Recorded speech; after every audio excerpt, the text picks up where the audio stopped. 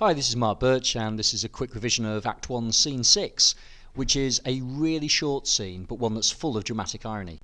It's worth recognising that Shakespeare has structured the act in order to juxtapose Scene 5's intention to kill Duncan at the castle to this period in Scene 6, where we've got the representation of Duncan's admiration of the castle. So there's a huge contrast between those two scenes.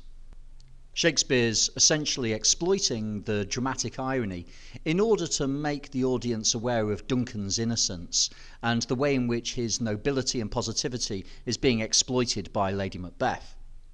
Shakespeare then grants Banquo this extended bit of ornithological commentary, essentially that boils down to the idea that Housemartins, the temple-haunting martlet, generally build their nests in churches.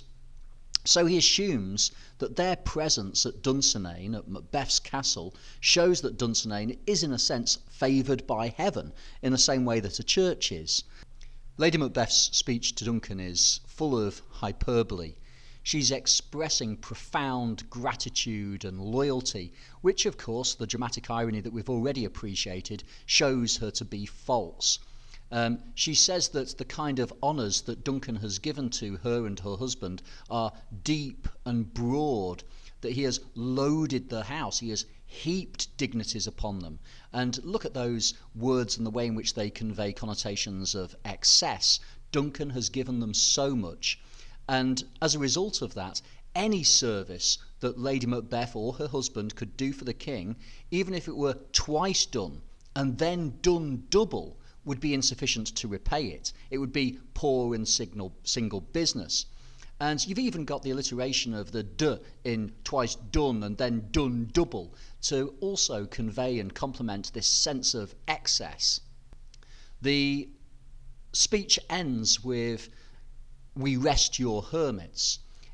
And this is a reference to the almsmen who would traditionally accompany and pray for the king on his travels.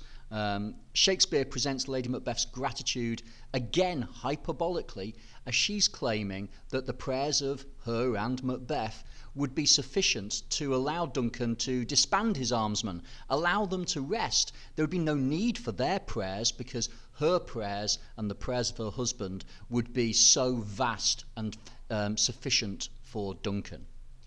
And finally, Duncan honours Lady Macbeth by describing her as fair and noble hostess.